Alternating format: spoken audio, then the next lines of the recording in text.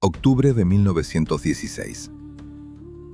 En las frías y neblinosas calles de Villa Milpa Alta, a las afueras de la vibrante capital mexicana, el tiempo pareció detenerse de un golpe brutal e invisible.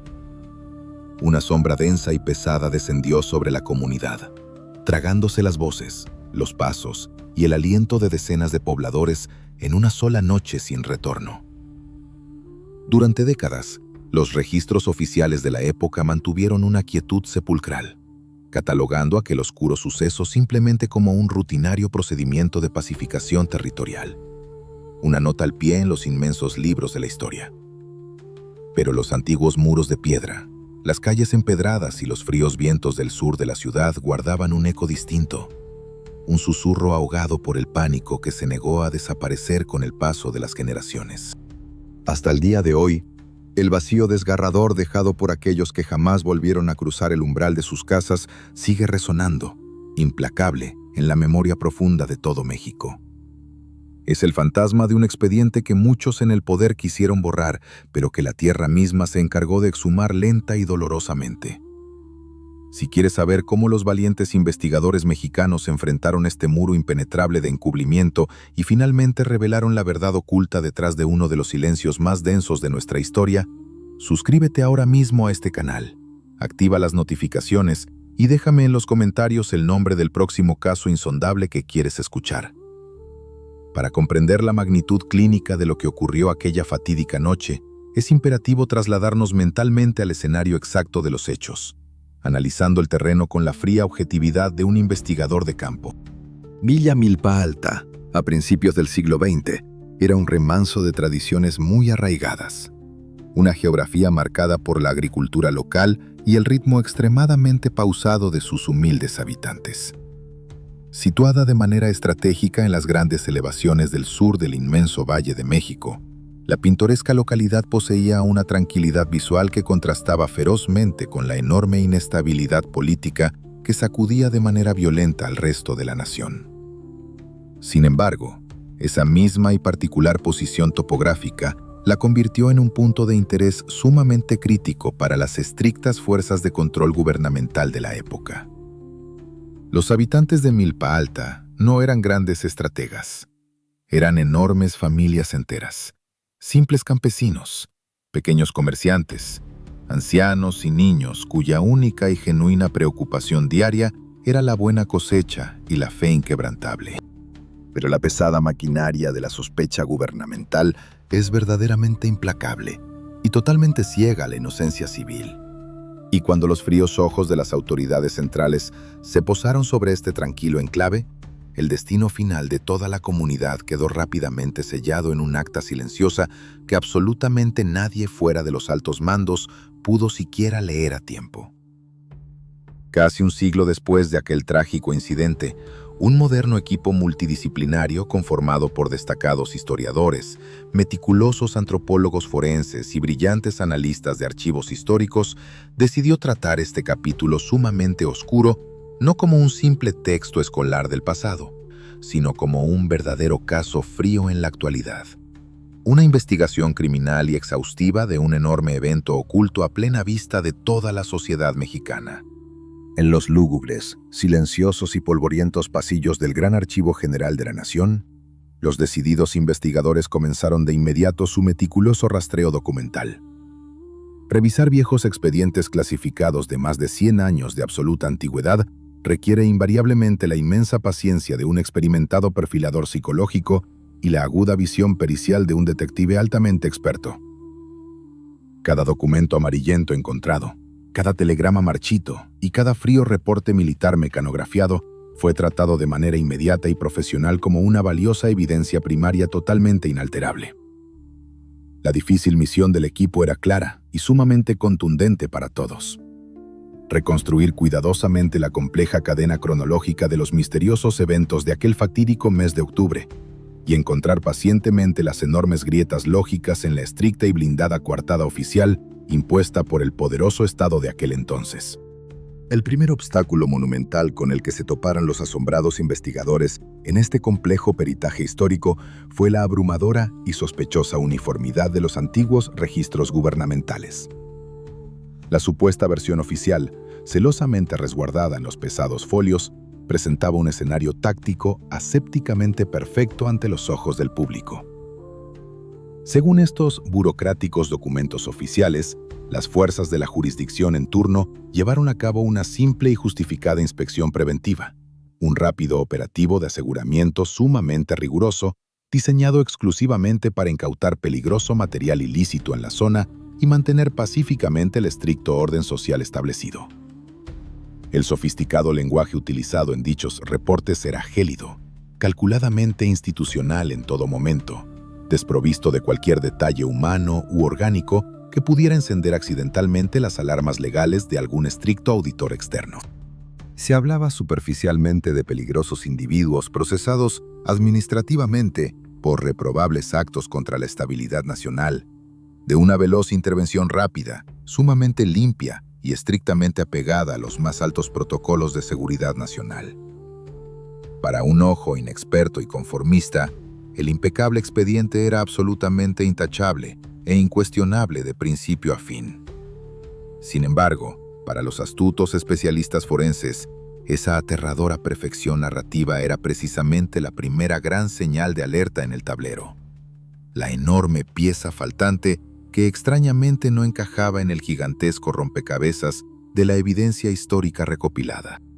En la profunda reconstrucción de antiguos hechos y oscuras escenas cerradas, se sabe perfectamente por rígida norma criminalística que absolutamente ningún operativo masivo de tal magnitud a gran escala ocurre mágicamente sin fuertes fricciones, un inesperado caos colateral evidente o severos daños físicos imprevistos en ambas partes involucradas en el tenso suceso. Al hacer finalmente un riguroso e inteligente cruce de datos en los sistemas, los sorprendidos antropólogos notaron rápidamente algo sumamente escalofriante en el papel. Las cifras reportadas desafiaban brutalmente la más básica lógica procedimental. Los detallados informes oficiales hablaban orgullosamente de un exitoso control absoluto de la tensa situación, pero misteriosamente no había ningún tipo de registros de ingresos hospitalarios de las fuerzas del orden participantes. No existían bitácoras de traslados a las prisiones federales, y no se halló ni un solo documento legal genuino que detallara adecuadamente los supuestos juicios de los presuntos infractores capturados. Todo el proceso terminaba abruptamente en un inmenso y oscuro punto ciego insalvable. Era exactamente como si decenas de personas simplemente se hubieran evaporado en la niebla sin dejar ni un solo rastro verificable en el papel institucional de la nación. Este inexplicable y gigantesco vacío procedimental obligó al talentoso equipo de investigación a cambiar drásticamente de estrategia táctica para no estancarse. Si los fríos papeles oficiales mentían descaradamente por una planeada omisión sistemática, la verdadera respuesta a la enorme incógnita debía buscarse irremediablemente en la frágil memoria de la escena original del profundo dolor. Al acercarse cuidadosamente a los recelosos descendientes de la antigua localidad, los investigadores modernos se toparon de frente con un doloroso fenómeno psicológico sumamente severo: el denso trauma generacional crónico y el inquebrantable y oscuro pacto de silencio comunal. Las aterrorizadas familias locales habían aprendido tristemente, a base de absoluto terror impuesto y mucha represión, que hablar públicamente del trágico incidente traía invariablemente consecuencias letales e inmediatas a sus hogares. Durante varias oscuras décadas, el prohibido tema fue un tabú absoluto e indiscutible. Las temerosas madres cerraban herméticamente y con candado las viejas puertas antes de atreverse a susurrar la amarga historia a los niños. Los ancianos desviaban rápidamente la mirada con inmenso temor al escuchar las preguntas. El equipo de rastreo histórico tuvo que ganarse muy lentamente la valiosa confianza de una lastimada comunidad totalmente condicionada para callar. Una ardua labor que requirió largos meses de una empatía muy profunda y constante vigilancia del tenso entorno social.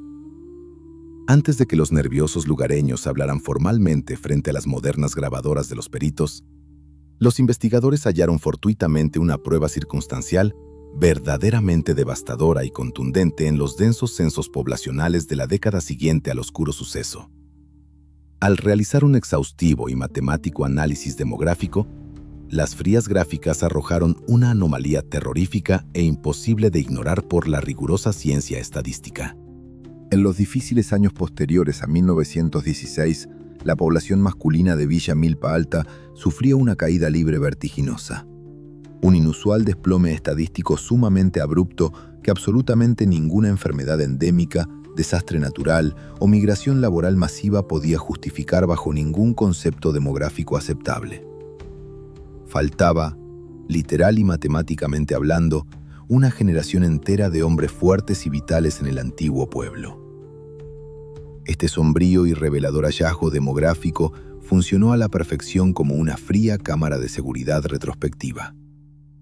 Aunque evidentemente no mostraba el rostro oculto de los autores intelectuales del oscuro hecho, demostraba de manera muy científica e irrefutable que el supuesto operativo de rutina preventiva había sido, en la más fría e innegable realidad, un planeado barrido definitivo y sin ningún tipo de retorno para los ausentes. La moderna investigación forense apenas comenzaba a rasgar la dura y petrificada superficie de este gigantesco abismo burocrático de descaradas mentiras y engaños. El empolvado expediente oficial había sido reabierto exitosamente tras décadas de injusto olvido, pero los verdaderos y más oscuros horrores de esa larga noche aún esperaban agazapados y ocultos en los rincones de la plaza principal de la antigua villa, clamando silenciosamente por justicia y verdad desde el pesado anonimato del pasado lejano. Había que seguir cavando inexorable y profundamente en los viejos archivos del poder para desenmascarar el oscuro misterio. Si este escabroso e inquietante viaje a las siniestras profundidades de la investigación histórica te ha atrapado por completo, no olvides suscribirte ahora mismo al canal, darle un fuerte like a este tenso video y compartirlo rápidamente con los verdaderos amantes del misterio y la intriga. Déjame abajo en la caja de comentarios qué piensas exactamente hasta este momento de tan oscuro encubrimiento institucional en nuestra historia.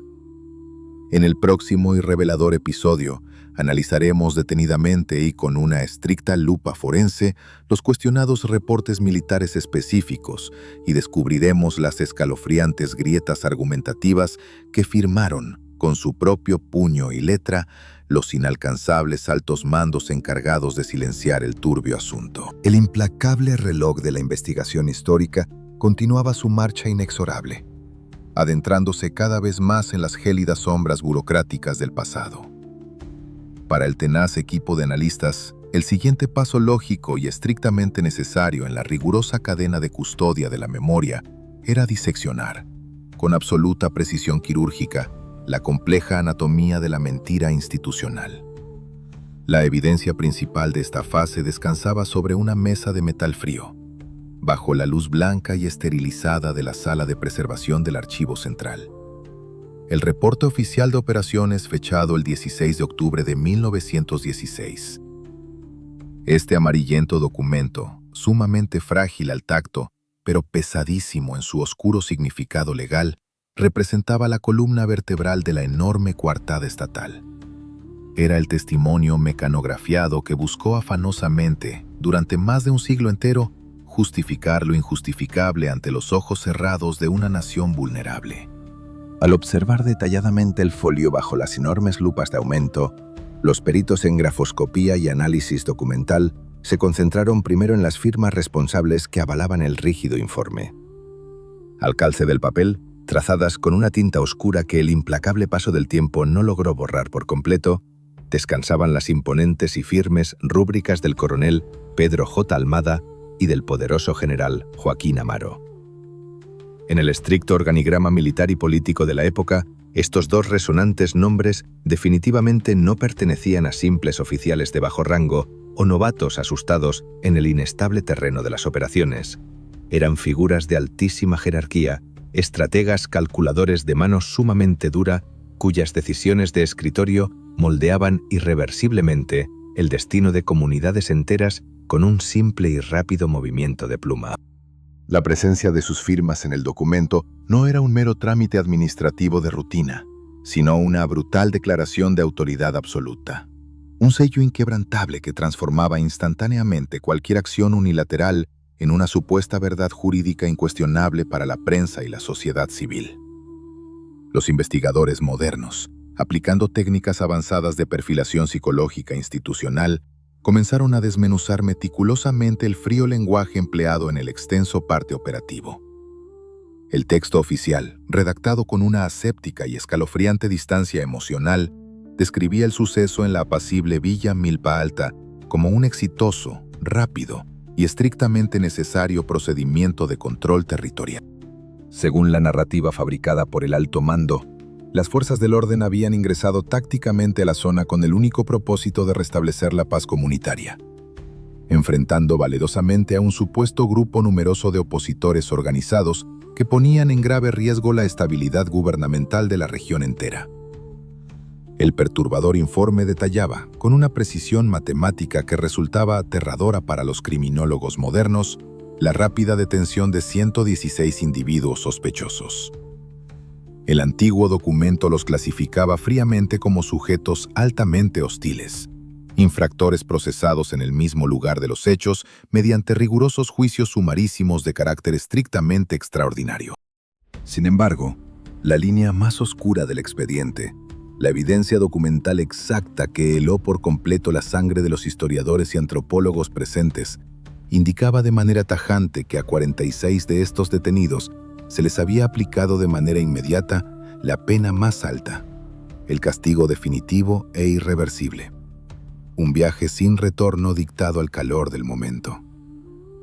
La supuesta justificación legal para esta radical e implacable medida de erradicación fue, según las propias palabras mecanografiadas del coronel a cargo, el almacenamiento clandestino de material táctico no autorizado y el presunto resguardo de instrumentos ilícitos de alto calibre dentro de los humildes domicilios campesinos. Para el ojo inexperto de un burócrata promedio, el reporte era sencillamente impecable. La sólida justificación de un Estado fuerte que simplemente actuaba con la debida firmeza para proteger el orden de la sociedad.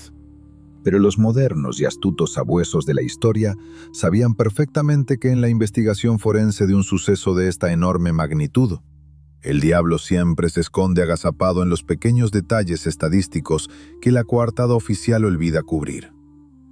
Al aplicar los rigurosos filtros del análisis táctico y la más pura lógica criminalística al documento, los investigadores comenzaron a notar rápidamente una brecha gigantesca, un abismo lógico en la estructura central del relato. Cualquier especialista en dinámica de confrontaciones operativas sabe, como regla inquebrantable de la física y la balística, que un altercado de gran escala, una supuesta y feroz resistencia que justifica de forma administrativa la neutralización definitiva de casi medio centenar de personas adultas, genera invariablemente una enorme estela de daños colaterales y afectaciones recíprocas en la escena del suceso. La física básica de una fricción de campo dicta invariablemente que la fuerza bruta encuentra siempre una resistencia proporcional. Por lo tanto, el incansable equipo pericial se abocó de inmediato a la ardua tarea de rastrear los reportes médicos del batallón oficial involucrado, buscando pacientemente las antiguas bitácoras de sanidad, los ingresos de urgencia a las clínicas militares y los registros de bajas incapacitantes en el bando de las autoridades.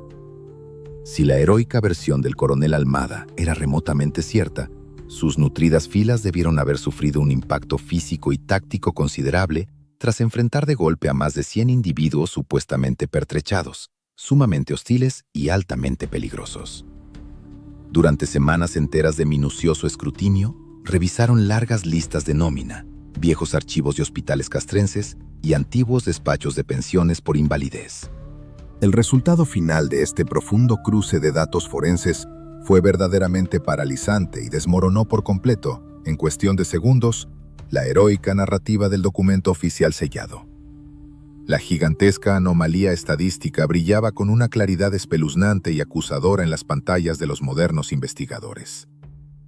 Del lado de las fuertemente armadas fuerzas de control, las afectaciones reportadas durante ese inmenso operativo nocturno en Villa Milpa Alta eran, de forma increíble, prácticamente inexistentes. El saldo total de daños físicos en las nutridas filas gubernamentales se reducía sospechosamente a una lista ridículamente ínfima. Apenas 6 elementos operativos con lesiones superficiales menores, rasguños y contusiones leves que apenas requerían atención médica básica, y un evento psicológico sumamente oscuro, totalmente aislado, catalogado de manera muy misteriosa en los márgenes como un abrupto acto de autolesión terminal. Un trágico incidente donde un solo elemento de la tropa decidió quitarse la vida bajo circunstancias sumamente extrañas que el reporte principal se negó rotundamente a explicar o investigar a fondo. No hubo caídos en el frente durante el cumplimiento de su supuesto deber. No hubo veloces traslados de emergencia en las carretas médicas. No hubo absolutamente ningún rastro físico de un combate real y bidireccional. La fría ecuación matemática del expediente era absolutamente incompatible con la tensa realidad de un altercado bilateral. Este profundo e innegable análisis estadístico llevó al equipo de expertos a una conclusión forense verdaderamente desgarradora y escalofriante. Lo que el coronel y el general habían plasmado con tanta soberbia en aquel papel amarillento no era, bajo ninguna circunstancia lógica, el recuento honesto de un tenso operativo de contención, sino el macabro guión prefabricado para encubrir una intervención estrictamente unilateral y desproporcionada. Los 46 individuos que recibieron la máxima sanción estatal no cayeron valientemente en una resistencia activa. Fueron procesados en frío y neutralizados en una acción completamente asimétrica. Un barrido sistemático y ensordecedor donde la fuerza letal fue aplicada en una sola dirección, sin ofrecer la más mínima oportunidad de defensa ni escapatoria alguna. La implacable evidencia técnica demostraba de manera irrefutable ante los analistas que los supuestos opositores peligrosos no eran combatientes reales, sino sujetos totalmente pasivos, atrapados sin previo aviso en un estrecho cerco del que nadie podía salir ileso. El intocable expediente militar, lejos de ser un registro de valentía institucional digno de orgullo, se reveló crudamente ante los perfiladores como una fría e involuntaria confesión por escrito de un abuso de poder descomunal. Una limpieza metódica y silenciosa disfrazada torpemente de legalidad burocrática y orden social. El contundente descubrimiento de esta enorme discrepancia operativa cambió por completo el rumbo y la energía de la investigación moderna. El multidisciplinario equipo ya no buscaba ingenuamente entender un enfrentamiento táctico, sino reconstruir con urgencia la oscura anatomía de una cacería planificada milimétricamente. Si la impoluta versión militar era en realidad una compleja y densa cortina de humo, diseñada cuidadosamente desde las más altas y protegidas esferas del poder central, entonces el verdadero y silencioso escenario del suceso, la topografía exacta y física donde se llevó a cabo este oscuro y fatídico operativo, debía esconder irremediablemente las profundas cicatrices físicas de la verdad negada. Los agudos peritos entendieron, en ese preciso instante, que los frágiles papeles podían ser alterados fácilmente, las cifras borradas, manipuladas a conveniencia, y las firmas usadas como un escudo impenetrable para sellar el silencio institucional por décadas. Pero la escena primaria de los hechos jamás miente si el investigador sabe exactamente cómo interrogar las piedras y los muros. Había llegado el ineludible momento crucial de abandonar la cómoda y aséptica seguridad de las bibliotecas y los silenciosos archivos centrales para trasladarse físicamente al punto cero, al corazón mismo y palpitante de la antigua Villa Milpa Alta, y buscar con sus propios ojos en la compleja geometría de sus calles empedradas las respuestas ensangrentadas que los altos mandos intentaron sepultar para siempre en el olvido. La minuciosa reconstrucción de la escena cerrada requeriría identificar el epicentro exacto de la brutal intervención, el lugar táctico y preciso donde la implacable y pesada red de las autoridades se cerró sin piedad alguna sobre los confundidos e inocentes pobladores. Los analistas tendrían la difícil tarea de sobreponer los viejos mapas topográficos de 1916 con la arquitectura actual y modificada del lugar, para encontrar exactamente el funesto sitio donde el destino de tantas familias trabajadoras fue arrebatado de tajo, de un solo golpe, en una sola e inolvidable tarde de otoño. La investigación criminalística estaba a punto de volverse muchísimo más oscura, dolorosamente tangible y profundamente escalofriante. Si la aterradora frialdad con la que se fabrican las grandes mentiras históricas te ha dejado absolutamente sin aliento, y estás verdaderamente listo para acompañar a los incansables peritos hasta la misma y perturbadora escena de los hechos, asegúrate de estar suscrito a este canal de investigación. Activa las notificaciones en este preciso instante para no perderte ni un solo y oscuro detalle de este complejo análisis retrospectivo. En nuestro próximo segmento, caminaremos paso a paso y bajo las sombras por el perímetro de la Zona Cero, analizando el terreno con una estricta visión táctica y criminalística, para descubrir cómo la inocente arquitectura del lugar fue utilizada perversamente como una trampa perfecta y sin salida para decenas de habitantes que simplemente estaban en el lugar equivocado. No olvides dejar tu valiosa opinión en los comentarios. El intenso debate de la verdadera historia mexicana recién comienza a tomar forma. El aire aséptico y climatizado del Archivo General de la Nación quedó finalmente atrás. Para el equipo multidisciplinario de historiadores y antropólogos forenses, los estrictos límites del papel amarillento y la tinta desvanecida habían llegado a su inevitable fin. La fría evidencia estadística, que revelaba con descaro aquel profundo abismo demográfico y la flagrante asimetría en los partes médicos de las fuerzas gubernamentales, exigía un cambio radical e inmediato en la metodología de la investigación. Había llegado el momento crucial de aplicar la rigurosa ciencia de la perfilación geográfica a nivel de campo, una técnica analítica de reconstrucción que parte de una premisa inquebrantable en el mundo de la criminalística. Ningún punto de impacto en un operativo de contención a gran escala es elegido simplemente al azar. Cada callejón cerrado, cada plaza abierta y cada muro de piedra en la escena de un evento crítico esconde una profunda lógica táctica, un propósito milimétricamente calculado que el investigador debe saber leer.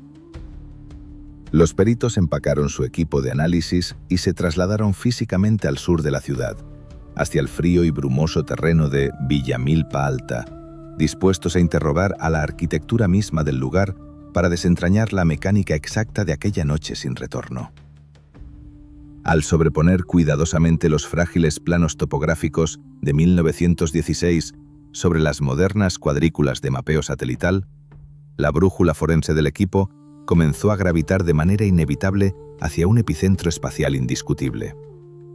La zona cero del oscuro suceso no se encontraba en los amplios y despejados campos de cultivo, ni en las dispersas periferias del pueblo, donde lógicamente se esperaría interceptar a un grupo de supuestos opositores en pleno movimiento táctico.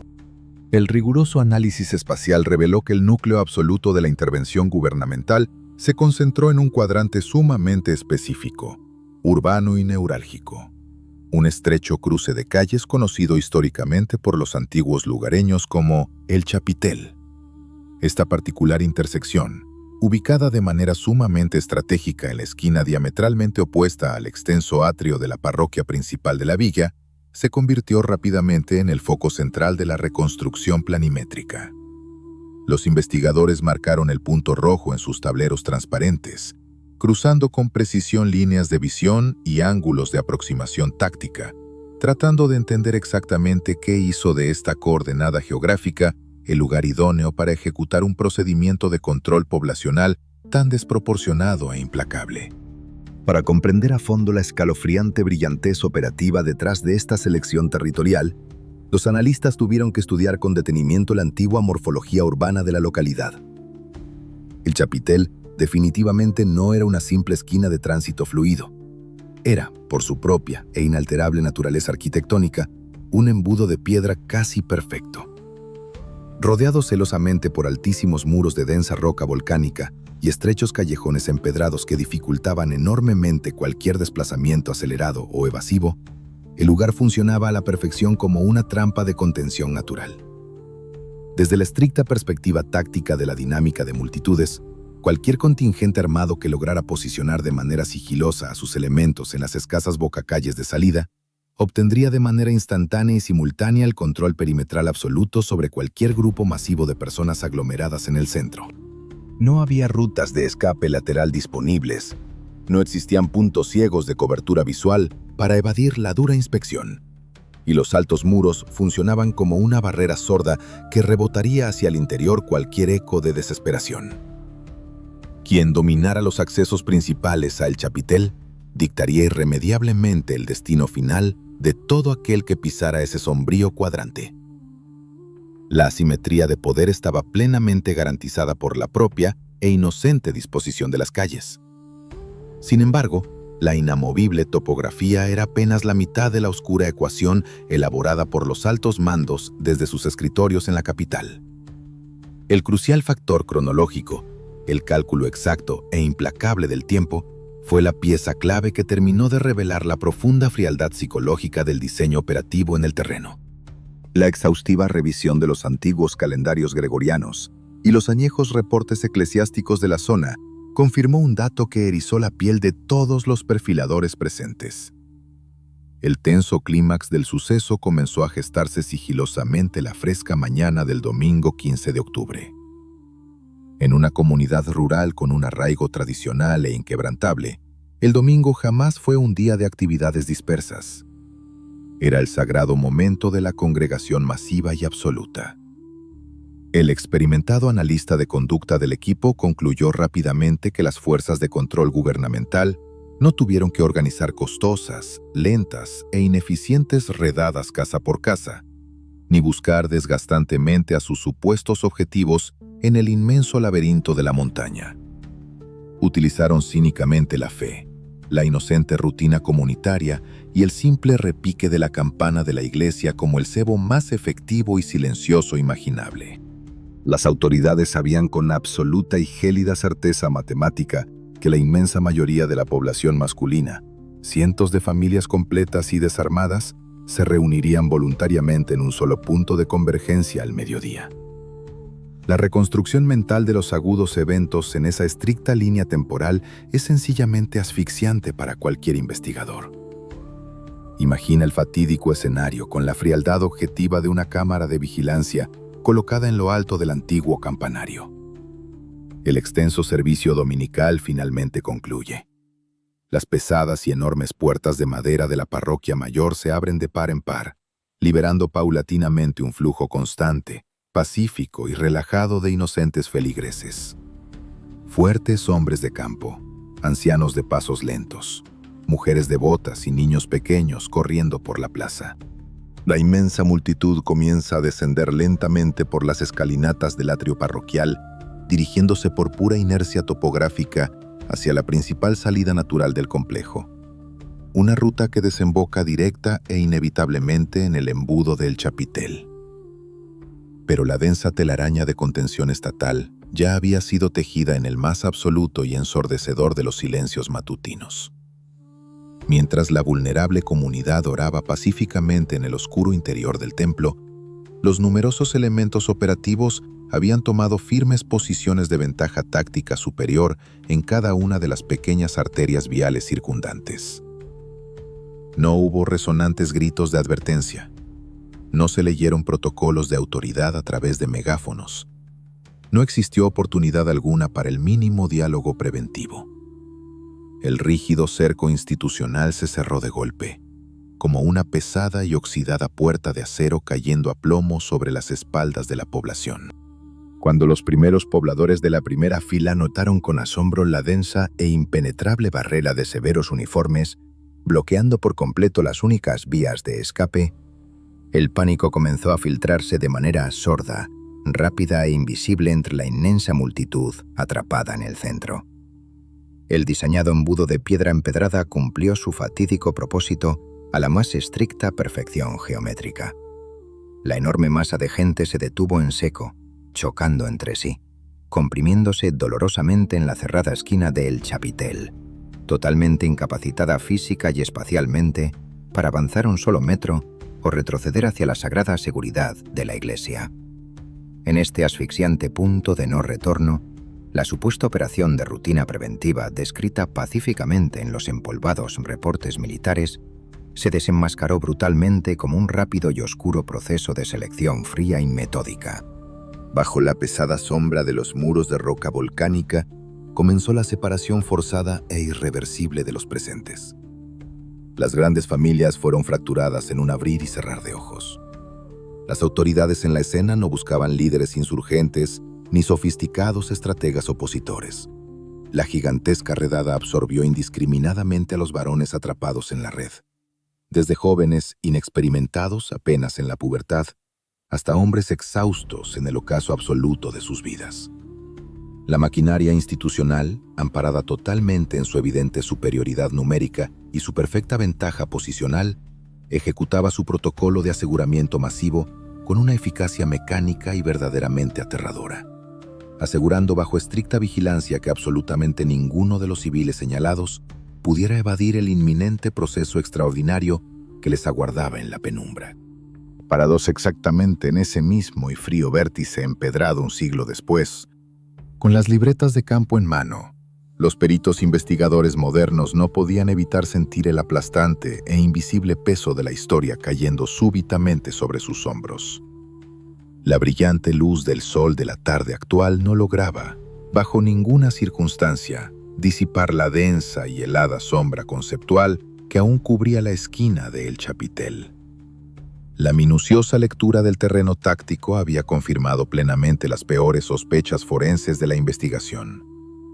El poderoso Estado de la época no había enfrentado una supuesta resistencia hostil en este lugar. Había fabricado silenciosamente una ratonera arquitectónica sin fallas, utilizando la paz dominical como su principal instrumento de captura masiva indiscriminada. Las frías piedras de aquel oscuro cruce guardaban celosamente el inicio del trágico incidente. Pero para comprender la verdadera magnitud total de aquel impacto y cómo se llevó a cabo el castigo final de manera tan hermética sin que el resto de la capital lo supiera a tiempo, el equipo necesitaba ahora muchísimo más que simples mapas topográficos e inferencias deductivas. Necesitaban imperiosamente rescatar las frágiles voces ahogadas por el paso del tiempo, escuchar el eco directo de aquellos que lograron presenciar el horror paralizados desde las oscuras grietas y que sobrevivieron apenas para cargar con tan inmenso trauma generacional. La siguiente y más delicada fase de la investigación exigiría adentrarse profundamente en la lastimada mente de los testigos silenciosos. Si la escalofriante precisión táctica con la que se preparó este perverso embudo sin salida te ha dejado verdaderamente helado, y quieres descubrir paso a paso cómo los sagaces investigadores lograron romper finalmente el duro pacto de silencio comunal para encontrar a los últimos testigos de este imborrable suceso, suscríbete ahora mismo a este canal de investigación criminal y documental. Activa todas las campanitas de notificaciones. Deja un fuerte pulgar arriba si valoras este profundo análisis histórico y dime abajo en la caja de comentarios ¿qué opinas sobre el oscuro uso de la arquitectura urbana cotidiana como una silenciosa herramienta de control poblacional? En la próxima parte de nuestro expediente, abriremos con suma cautela los testimonios más delicados del caso, escuchando por primera vez las valiosas declaraciones extraídas desde las sombras del olvido. Testimonios crudos que cambiarían para siempre la historia oficial de toda una nación. El asfixiante embudo de piedra del Chapitel había revelado finalmente su oscura y calculada función táctica ante los asombrados ojos del equipo de perfiladores geográficos. Pero la frialdad de la arquitectura urbana, por más elocuente que resultara bajo la lupa de la criminalística moderna, era incapaz de narrar el profundo sufrimiento humano que presenció. Para desarmar por completo la imponente coartada burocrática construida por las altas esferas gubernamentales, los sagaces investigadores necesitaban imperiosamente dar un paso sumamente arriesgado y delicado en su estricta metodología procesal. Debían localizar y extraer la evidencia testimonial directa, las voces ocultas en las sombras del tiempo. En cualquier investigación de un evento histórico con características de encubrimiento masivo, el testimonio ocular, la declaración primaria de quienes estuvieron presentes en el punto cero, representa la prueba reina, el eslabón dorado capaz de romper la cadena de mentiras institucionales. Sin embargo, adentrarse en la frágil memoria de Villa Milpa Alta era adentrarse en un campo minado por el trauma generacional. Durante muchísimas décadas, el simple hecho de mencionar el trágico incidente en voz alta era considerado una sentencia de riesgo inminente para las familias locales. El miedo paralizante había construido un muro psicológico mucho más denso e impenetrable que las rocas volcánicas de la plaza central. Romper este profundo e inquebrantable silencio comunal no fue una tarea de interrogatorios duros o presiones periciales. Requirió la aplicación de las más sofisticadas y empáticas técnicas de entrevista cognitiva por parte de los antropólogos del equipo. Tras largos meses de generar una confianza absoluta en la zona, los especialistas lograron acceder a una serie de registros orales sumamente protegidos, declaraciones que habían sido preservadas casi en secreto de generación en generación. Entre estos valiosos testimonios emergieron dos voces fundamentales, dos testigos oculares cuyas detalladas y desgarradoras descripciones encajaban a la perfección con la rigurosa planimetría trazada en la fase anterior del peritaje. La primera de estas voces pertenecía a Luz Jiménez, una joven que apenas contaba con 19 años de edad en aquel sombrío mes de octubre. Para el mundo académico, Luz se convertiría años más tarde en una figura legendaria, una informante lingüística invaluable que ayudó a preservar el idioma y la cultura de su región. Pero para los investigadores de este frío expediente, ella representaba la cámara de seguridad humana más precisa y confiable de todo el caso. Su memoria fotográfica de los dolorosos eventos, narrada originalmente con una calma asombrosa y un nivel de detalle verdaderamente forense, proporcionó el primer gran golpe devastador contra el falso reporte militar oficial. En su impactante y cruda declaración testimonial, la joven Luz describió milimétricamente el inicio de la operación de cerco. Su relato no hablaba de un enfrentamiento táctico, ni de un peligroso grupo insurgente fuertemente preparado para desestabilizar el orden estatal, como aseguraban con soberbia las actas castrenses. A través de sus vívidos recuerdos, los perfiladores pudieron visualizar con escalofriante claridad cómo las autoridades se encargaron del asunto de manera unilateral y metódica. Ella presenció, desde una distancia forzadamente impotente, cómo las severas fuerzas del orden bloquearon brutalmente las salidas de la parroquia y comenzaron el rápido proceso de separación sistemática. La fría mirada institucional no distinguía grados de amenaza real. Simplemente aplicaba un filtro demográfico implacable sobre la aterrorizada multitud. Luz relató cómo los uniformados arrancaban violentamente a los hombres de los brazos de sus madres, esposas e hijas, empujándolos sin piedad alguna hacia el oscuro rincón del chapitel. Según su firme testimonio, los sujetos que estaban siendo procesados administrativamente en plena calle no portaban ningún tipo de objeto ilícito o material táctico de resistencia. Llevaban únicamente sus gastadas ropas de domingo, sombreros de paja y el cansancio acumulado de innumerables jornadas de trabajo agrícola en las montañas. Para complementar y validar esta invaluable visión perimetral de los hechos, el equipo de analistas cruzó la información de Luz con una segunda declaración clave, un testimonio extraído desde el mismísimo y aterrador epicentro del embudo humano. Las memorias de Antonio Bermejo, un niño de apenas 13 años que se encontraba físicamente atrapado dentro del cerco impuesto por los elementos estatales. La perspectiva de Antonio, sumamente cruda y desprovista de cualquier filtro político, le brindó a los expertos forenses la anatomía interna de la desesperación. En su relato, el joven testigo confirmó la absoluta asimetría de la fuerza desplegada. Explicó cómo la pesada maquinaria de contención se cerraba cada vez más sobre ellos, asfixiando cualquier mínimo intento de diálogo o súplica. Antonio narró, con un impacto psicológico que aún era palpable en las transcripciones, que dentro del denso grupo de retenidos no había feroces líderes de ninguna oposición. A su lado respiraban agitadamente sus propios vecinos, campesinos de manos agrietadas, humildes comerciantes locales y, lo más perturbador para los investigadores modernos, una gran cantidad de niños que apenas rozaban los 12 años, junto a ancianos venerables de más de 70 años de edad que apenas podían mantenerse en pie bajo la intensa presión de la multitud aterrorizada. Al cruzar meticulosamente ambas declaraciones con el rígido informe mecanografiado del coronel Pedro J. Almada, la inmensa mentira del Estado quedó totalmente expuesta bajo la cegadora luz de la verdad testimonial. El reporte oficial, que justificaba cínicamente la neutralización de 46 individuos bajo el estricto cargo de rebeldía y alta peligrosidad, se desmoronó por completo ante la contundente evidencia oral. Los testigos presenciales dejaron absolutamente claro, sin margen para la más mínima duda razonable, que el proceso de selección ejecutado por los altos mandos no se basó en una identificación positiva de amenazas criminales, sino en una simple, fría y macabra cuota de género y presencia física. Estar ahí, ser varón y respirar el aire de Villa Milpa Alta aquella fatídica tarde de domingo era el único requisito necesario para ser incluido en la lista definitiva del viaje sin regreso. La espantosa normalidad de las personas que fueron arrinconadas demostraba científicamente que el objetivo primordial del operativo nunca fue la pacificación o la justicia, sino el escarmiento psicológico absoluto.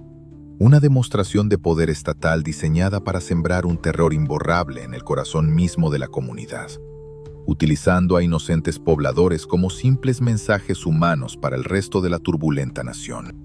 La dolorosa reconstrucción histórica a través de estas frágiles memorias orales le otorgó al incansable equipo de investigadores una perspectiva inmensamente sombría y profundamente humana del oscuro suceso. Las frías cifras estadísticas del abismo demográfico y los precisos mapas topográficos finalmente tenían nombres, rostros y familias destrozadas. La maquinaria de encubrimiento institucional había logrado silenciar a los ausentes de los registros burocráticos oficiales, pero falló miserablemente en calcular la resistencia del amor y la memoria de los sobrevivientes. Sin embargo, las declaraciones de Luz y Antonio se detenían abruptamente justo en el borde de lo innombrable, en el tenso e insoportable instante en que la separación forzada se había consumado por completo, y las sombras de la tarde comenzaron a caer pesadamente sobre la atrapada localidad. El clímax del trágico incidente. El oscuro método exacto utilizado para silenciar de golpe a tantas voces en medio de la densa niebla de aquel rincón empedrado, aún debía ser analizado balísticamente por el equipo pericial en la siguiente etapa de esta asfixiante reconstrucción histórica. Si la valentía de estos testigos para resguardar la dolorosa verdad oculta durante tantas décadas te ha dejado completamente estremecido, y quieres descubrir exactamente cómo los peritos lograron reconstruir el devastador momento culminante de este oscuro suceso, suscríbete ahora mismo, dale un contundente like a este caso y asegúrate de activar las notificaciones. Si tienes alguna teoría sobre cómo el Estado logró ocultar el abrumador ruido de lo que ocurrió aquella noche, déjamela saber de inmediato en la caja de comentarios. En nuestra próxima y sumamente tensa entrega, entraremos en la fase más oscura y fría del análisis forense, reconstruyendo a detalle la ensordecedora maquinaria de acero que los altos mandos desplegaron para asegurar que absolutamente nadie, en esa esquina sin salida, pudiera jamás contar su propia versión de los hechos. El sol de aquel 15 de octubre de 1916 comenzó su lento e inexorable descenso sobre el escarpado horizonte de Villa Milpa Alta, sumiendo a la congregación atrapada en una penumbra tan densa como el terror que ya respiraban.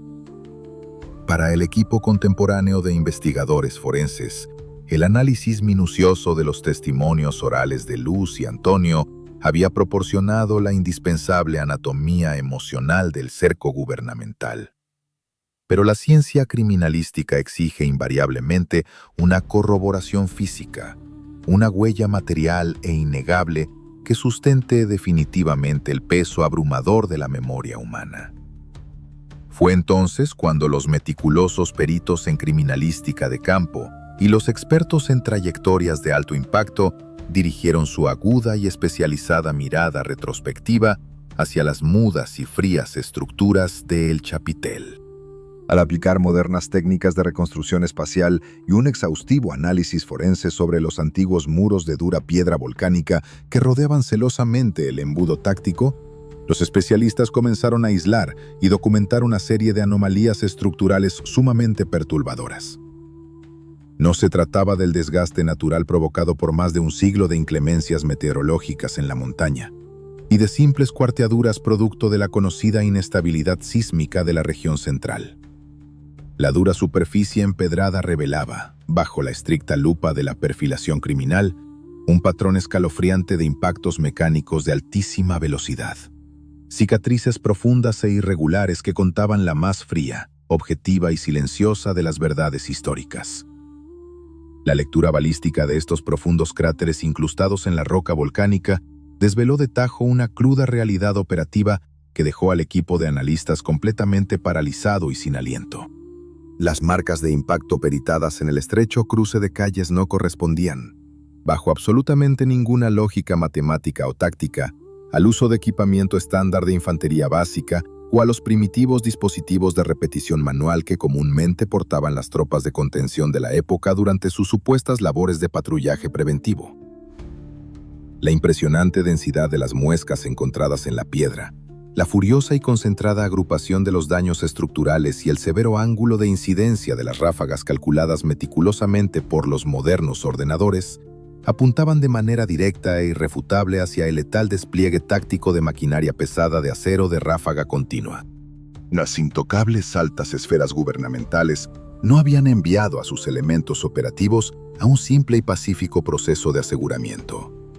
Habían posicionado de manera estratégica, fría y totalmente premeditada en las principales y únicas bocacalles del embudo arquitectónico, monstruosos e implacables artefactos mecánicos diseñados exclusivamente para la supresión masiva en campos de combate abiertos. El hallazgo forense de esta contundente evidencia técnica destruyó por completo y para siempre la ya frágil teoría del altercado o la resistencia bilateral. Desplegar semejante equipo mecanizado de alto poder contra una densa y aterrorizada multitud civil, atrapada en un oscuro callejón sin salida, no dejaba absolutamente ningún margen de duda razonable para los investigadores. La gélida orden dictada desde los despachos de la capital era garantizar, con una eficacia aséptica y abrumadora, que el procedimiento fuera instantáneo, ensordecedor y sin ningún tipo de escape. Al cruzar los rígidos datos matemáticos arrojados por los simuladores de trayectorias con los amargos recuerdos de los escasos testigos que lograron sobrevivir al colapso, la desgarradora reconstrucción del evento clímax cobró una forma espantosamente nítida en los densos expedientes de la investigación moderna. Los expertos en acústica forense determinaron con una precisión verdaderamente escalofriante cómo la particular y cerrada morfología urbana de El Chapitel actuó instantáneamente como una gigantesca, sorda y perversa caja de resonancia natural. Cuando los severos elementos del orden recibieron finalmente la implacable directriz de activar su pesada maquinaria de acero, el estruendo mecánico resultante fue simplemente devastador. Un rugido metálico ininterrumpido que rebotó de manera extremadamente violenta contra las altísimas y gruesas paredes de piedra, amplificando el shock acústico y el nivel de pánico hasta límites psicológicamente insoportables para la mente humana. La vulnerada multitud, compuesta en su inmensa mayoría por pacíficos hombres de campo, ancianos de pasos lentos y jóvenes que apenas comenzaban a vivir, se encontró súbitamente y sin previo aviso envuelta en una tormenta unidireccional de fuerza destructiva. La innegable asimetría del evento alcanzó justo en ese lapso de tiempo su punto máximo de crueldad táctica y cálculo institucional. No hubo la más mínima e hipotética oportunidad de negociación. No existió ningún protocolo de procesamiento administrativo, y muchísimo menos una vía de rendición formal.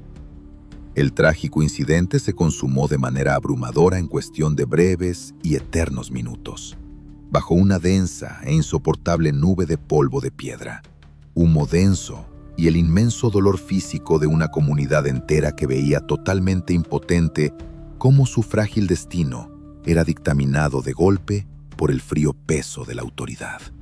Los encargados de la contención se encargaron del asunto con una eficiencia burocrática aterradora, asegurando que todos los seleccionados emprendieran un doloroso viaje sin regreso.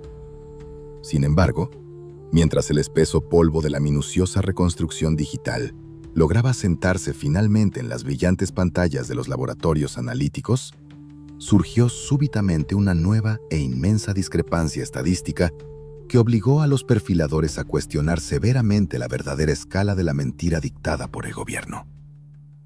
El celosamente guardado y frío reporte mecanografiado del coronel Pedro J. Almada, aquel que había servido durante muchísimas décadas como el intocable e inamovible pilar de la versión oficial, establecía de manera soberbia, tajante y definitiva que únicamente 46 individuos habían recibido el castigo máximo por sus supuestos y jamás comprobados actos contra la nación. Pero las matemáticas inquebrantables dictadas por la evidencia física en la escena, el inmenso radio de acción del letal equipo mecanizado utilizado, y por encima de todo, la firme, desgarradora e inquebrantable memoria comunitaria extraída de los valientes testimonios oculares, pintaban un oscuro cuadro demográfico infinitamente más profundo y trágico para la localidad. Los sagaces historiadores y los expertos antropólogos, al cruzar pacientemente durante incontables noches las tristes listas de las numerosas familias fracturadas, los empolvados registros de la iglesia local y las antiguas proyecciones de decaimiento poblacional, llegaron irremediablemente a una conclusión analítica espeluznante. El número real y tangible de personas que fueron borradas del mapa aquella fatídica tarde de domingo superaba ampliamente el centenar, acercándose peligrosamente a la devastadora e impensable cifra de casi 200 pobladores perdidos en el abismo. El documento del alto mando no solo había mentido descaradamente sobre la verdadera naturaleza asimétrica del operativo de control, sino que había mutilado administrativamente las verdaderas cifras finales con un cinismo institucional verdaderamente asombroso, borrando de un solo plumazo histórico a decenas de víctimas inocentes para maquillar y ocultar hábilmente el tamaño real de su oscuro accionar territorial. La imperiosa y humana necesidad de los modernos peritos por entender el profundo perfil psicológico de los estrategas responsables los llevó rápidamente a una deducción deductiva sumamente fría, lógica y calculadora. La grosera, deliberada y masiva alteración de los números de bajas en los intocables folios institucionales definitivamente no fue un simple y vago error de conteo o una omisión accidental cometida por las apresuradas autoridades en el caótico terreno. Fue, desde su concepción primaria, un movimiento de manipulación política milimétricamente diseñado en los más altos e inaccesibles niveles del poder nacional. La inmensa y agitada capital del país, que se encontraba a tan solo unos cuantos kilómetros de distancia de este silencioso valle montañoso, era en aquel entonces un auténtico y volátil barril de pólvora social, plagado de constantes y tensos conflictos revolucionarios, facciones enemigas y una prensa ferozmente crítica dispuesta a incendiar el panorama. Si la innegable y aterradora realidad demográfica del oscuro evento en Villa Milpa Alta hubiera trascendido públicamente en su abrumadora magnitud real y comprobable, si la sociedad civil de los acomodados distritos centrales hubiera descubierto de golpe que casi 200 personas desarmadas fueron procesadas en frío y de manera asimétrica durante la paz de una tarde de domingo, utilizando pesada maquinaria de acero, la consecuente indignación popular habría desatado de forma instantánea un verdadero e incontrolable infierno para la cúpula que ostentaba el poder. La drástica reducción estadística plasmada falsamente en el reporte castrense funcionó, por lo tanto, como un necesario, frío y blindado cerrojo de contención mediática. Fue la perfecta y oscura herramienta de encubrimiento creada apresuradamente para que el espeluznante y ensordecedor rugido de aquellas máquinas jamás lograra perturbar la frágil paz de los protegidos salones del gobierno de la ciudad. La implacable ciencia forense, combinada de manera magistral con la inquebrantable persistencia de la dolorosa memoria oral, había logrado finalmente, y contra todos los pesados pronósticos institucionales, desnudar casi por completo la gran mentira de 1916. El oscuro caso que conmocionó al país en secreto estaba siendo iluminado pieza por pieza. No obstante, en la rigurosa cadena de custodia de esta investigación documental, la resolución de la mecánica de los hechos dejaba ahora un abismo emocional insondable y verdaderamente perturbador por resolver. ¿Qué sucedió exactamente en la escena cerrada durante la densa, larga y helada noche que siguió al cese del rugido de las máquinas?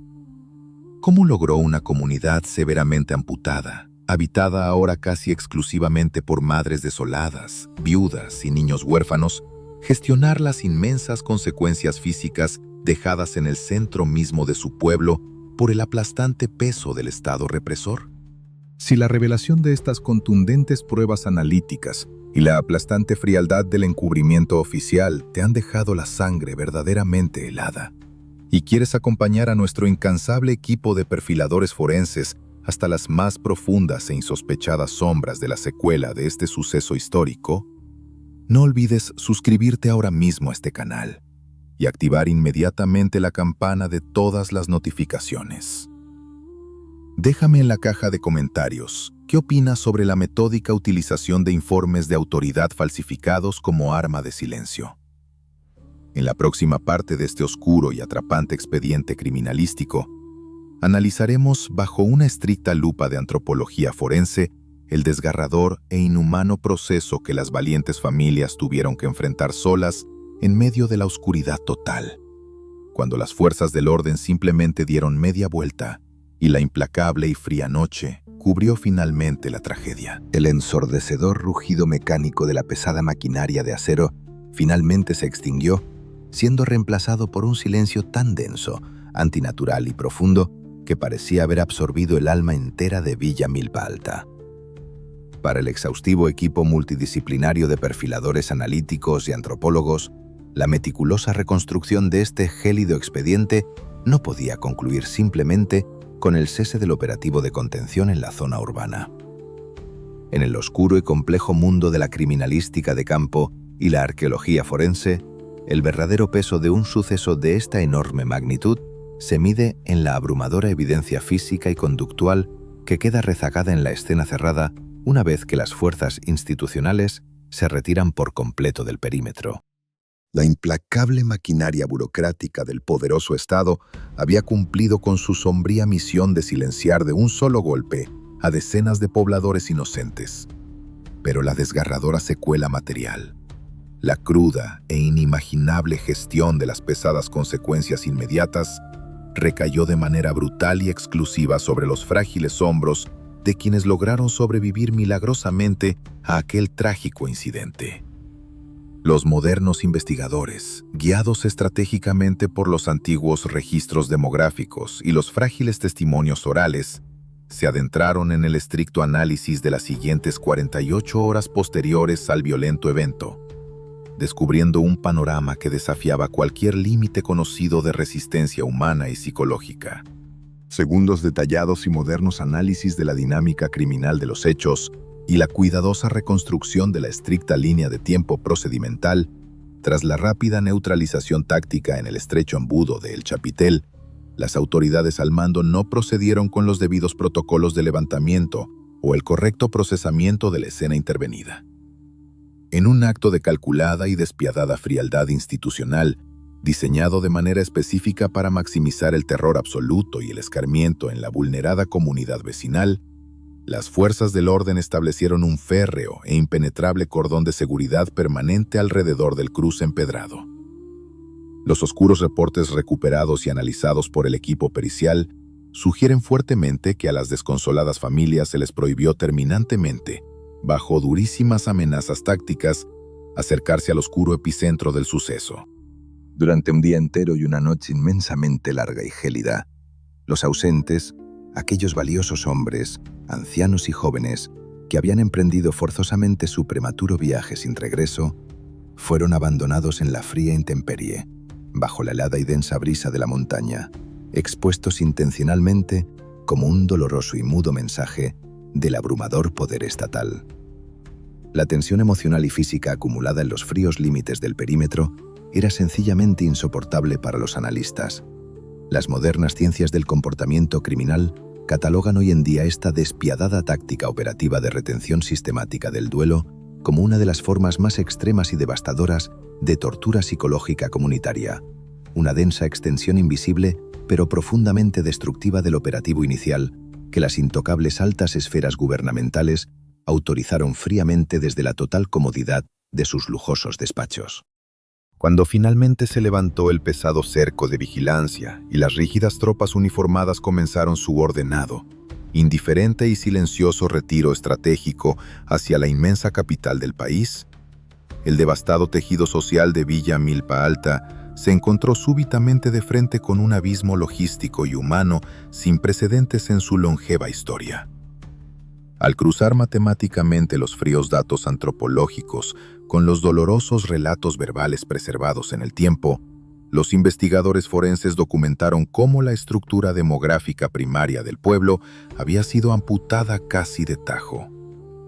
Ya no quedaban hombres fuertes ni autoridades civiles locales en la zona con la mínima capacidad física o legal requerida para gestionar en el terreno la colosal tarea que el Estado había dejado abandonada a su oscuro paso. Fueron exclusivamente las valientes mujeres del pueblo, madres totalmente destrozadas, jóvenes viudas que aún no lograban procesar mentalmente su nueva y cruda realidad, y niñas inocentes obligadas a madurar en cuestión de segundos, quienes tuvieron que organizarse rápidamente en medio de una profunda penumbra para enfrentar las rígidas y frías exigencias de la biología y la higiene mortuoria. Bajo el estricto y analítico lente de la arqueología forense contemporánea, el equipo de expertos logró identificar pericialmente la ubicación histórica exacta de las grandes fosas comunes, enormes cicatrices terrenales excavadas a toda prisa en la dura tierra de la montaña durante las horas más oscuras de aquella madrugada.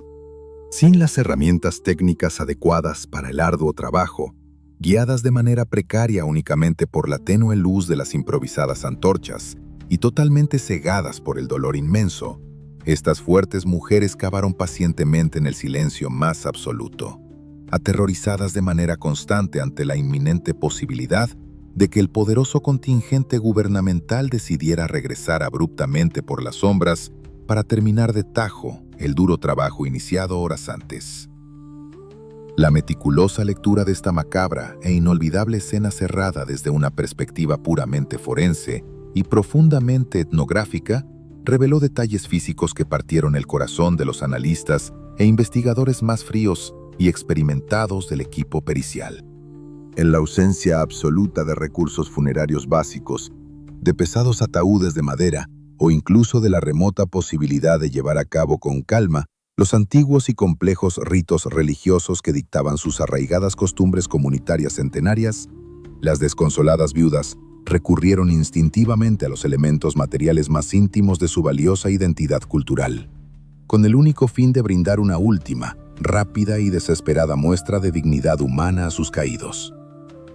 Las dolorosas declaraciones testimoniales, recuperadas celosamente de la frágil memoria oral, detallan con asombrosa precisión cómo las mujeres se despojaron lentamente de sus hermosos y tradicionales quechquemitl, aquellas finas y coloridas prendas tejidas a mano que cubrían sus hombros para protegerlas del clima de la alta montaña, para utilizarlos de manera inmediata como improvisados, urgentes e íntimos sudarios en el fondo del oscuro abismo.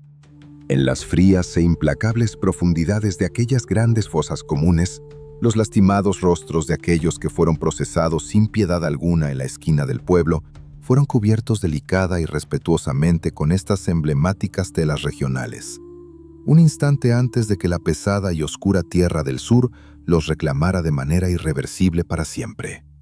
Este profundo e inigualable hallazgo antropológico demostró con firmeza ante los asombrados investigadores que, incluso en el oscuro clímax absoluto de la deshumanización táctica impuesta por la autoridad armada, el inquebrantable espíritu interno de la comunidad encontró una silenciosa, poderosa y hermosa manera física de reclamar su profunda identidad frente a la abrumadora barbarie institucional que el cerrado y falso expediente oficial intentó borrar inútilmente con simples firmas de escritorio.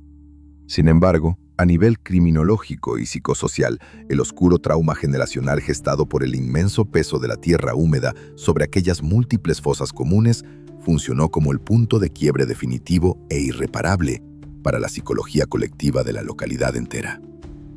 El riguroso análisis demográfico estadístico aplicado metódicamente por los expertos gubernamentales en las complicadas décadas posteriores evidenció de manera contundente que el oscuro suceso de aquella tarde de octubre no solo erradicó con violencia a una gran e insustituible parte de la población masculina original, sino que desencadenó de manera casi instantánea un complejo fenómeno sociológico verdaderamente asfixiante y devastador.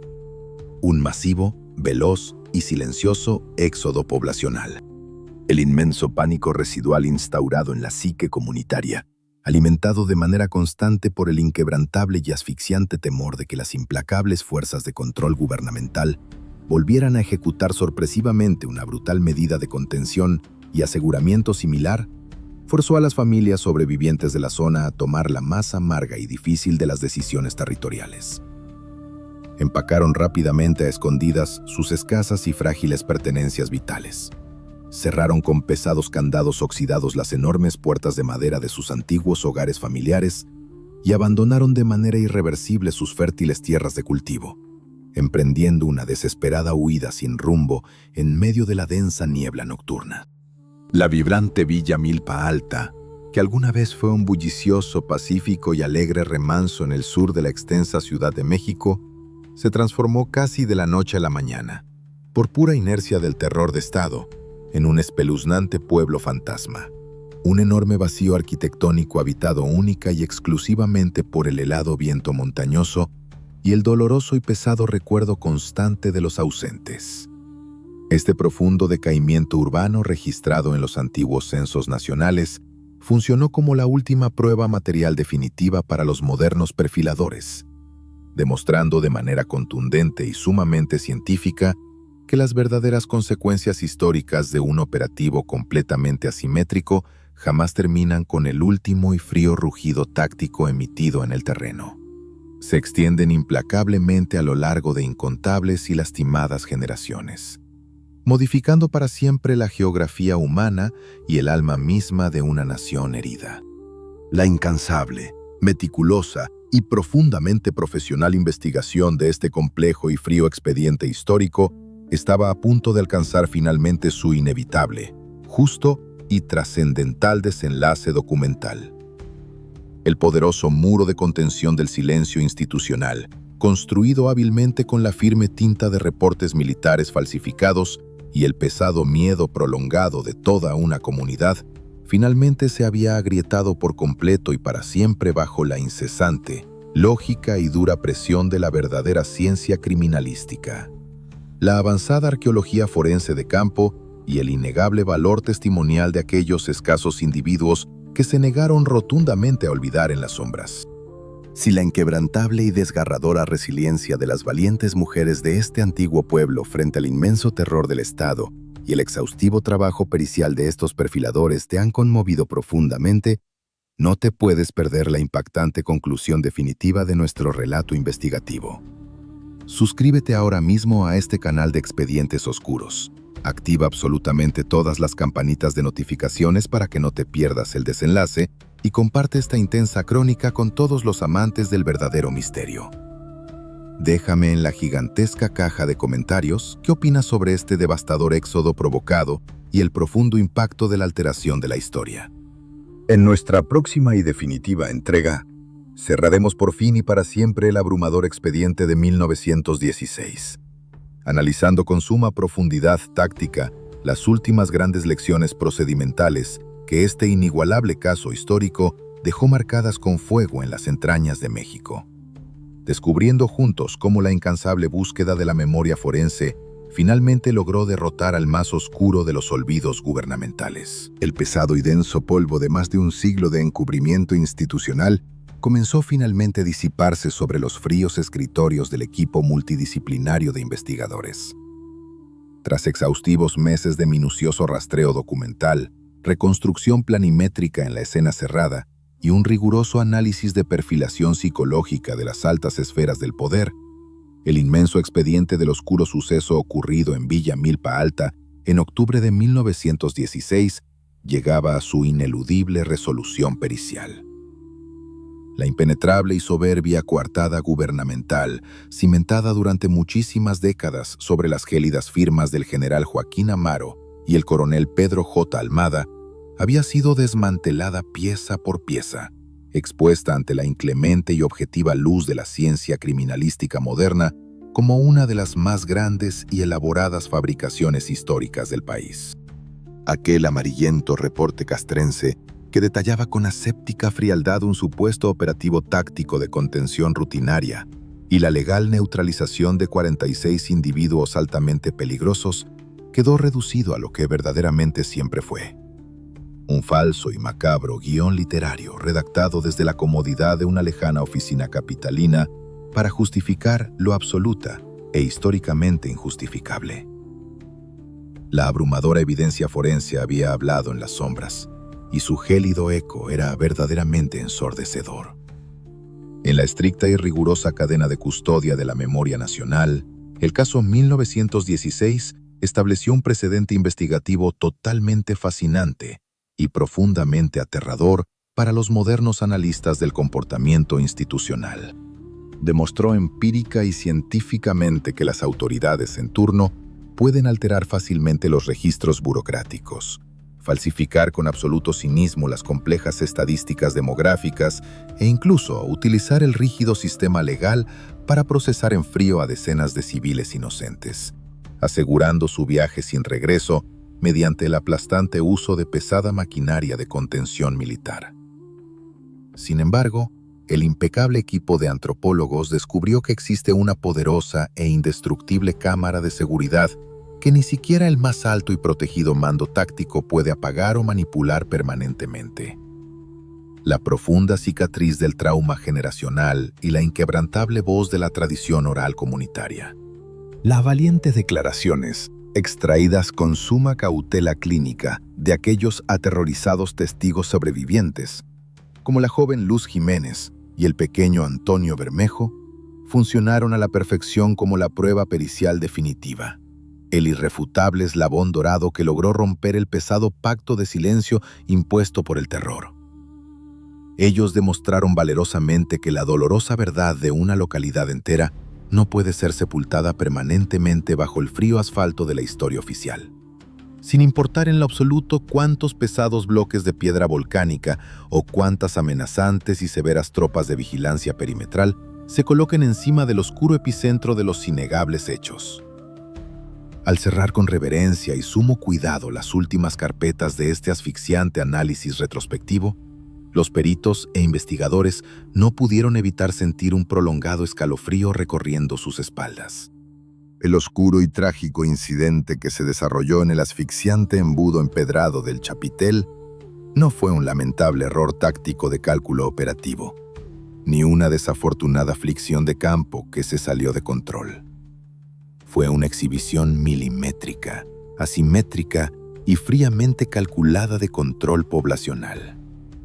Cientos de agricultores pacíficos, humildes comerciantes, venerables ancianos y jóvenes con toda una vida por delante fueron utilizados perversamente como un simple y oscuro mensaje de escarmiento.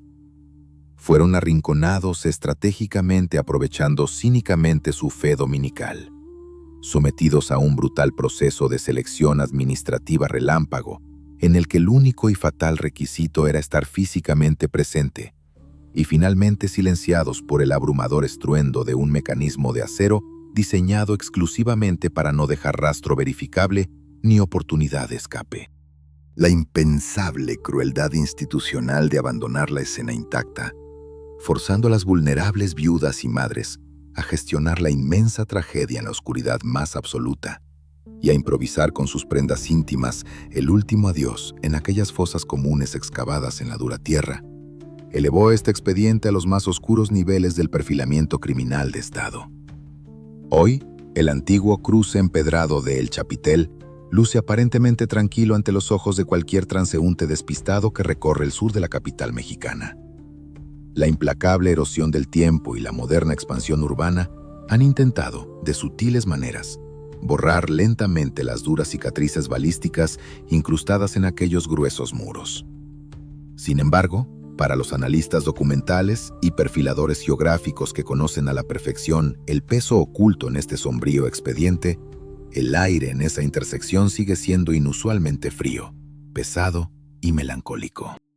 El vacío demográfico de aquella letal tarde provocó un daño verdaderamente irreversible en el inmenso tejido social de Villa Milpa Alta, desencadenando un doloroso éxodo poblacional masivo que alteró para siempre el destino de miles de familias. Al exponer científicamente los crudos hallazgos periciales de este suceso, los investigadores contemporáneos no buscan simplemente reescribir una vieja página de los libros académicos. Su auténtica misión táctica es devolverle la identidad y el respeto absoluto a cada uno de esos rostros anónimos que fueron cruelmente clasificados como simples infractores y borrados de las estadísticas oficiales. Es un riguroso acto de justicia forense post-mortem, una firme declaración de que el silencio forzado a base de terror puro jamás podrá vencer la incansable labor de la verdadera investigación criminal. Este caso de estudio nos recuerda, de la manera más cruda, objetiva y escalofriante posible, que las mayores transgresiones contra la tranquilidad civil a menudo ocurren bajo el cobijo y el sello institucional de quienes juran solemnemente proteger a la sociedad. El aterrador expediente de 1916 permanecerá por siempre como una dolorosa lección pericial sobre la vital importancia de cuestionar incansablemente las narrativas prefabricadas del poder. La memoria de los inocentes habitantes caídos en el Chapitel ya no pertenece al frío y silencioso abandono de una fosa improvisada, ni a la falsa estadística de un documento burocrático mecanografiado por manos manchadas de indignidad. Ahora, esa valiosa y desgarradora memoria pertenece irrevocablemente al resistente registro histórico de un país que se niega rotundamente a cerrar sus ojos ante las sombras del pasado. Las profundas voces de Villa Milpa Alta, alguna vez ahogadas violentamente por el rugido incesante del acero y la fuerza ciega de la autoridad, han vuelto finalmente a resonar con inmensa claridad en los modernos archivos de la verdad documentada, reclamando el lugar que la justicia histórica siempre les debió otorgar. Y así cerramos de manera definitiva y solemne el oscuro e inquietante expediente forense de Villa Milpa Alta, un profundo viaje al lado más helado del encubrimiento institucional. Si la incansable búsqueda pericial de esta verdad te ha mantenido al filo de tu asiento y quieres seguir explorando conmigo los archivos más secretos, complejos y perturbadores de la crónica investigativa en suelo mexicano, suscríbete ahora mismo a este canal, dale un fuerte pulgar arriba y activa de inmediato todas las notificaciones. Déjame en los comentarios el nombre de ese caso oscuro o ese trágico incidente que tanto ha conmocionado a tu región y que deseas que analicemos detalladamente bajo nuestra estricta lupa criminalística. Nos escuchamos muy pronto en nuestra próxima guardia nocturna, cuando el denso silencio de la madrugada nos obligue a reabrir la pesada puerta de un nuevo y escalofriante misterio.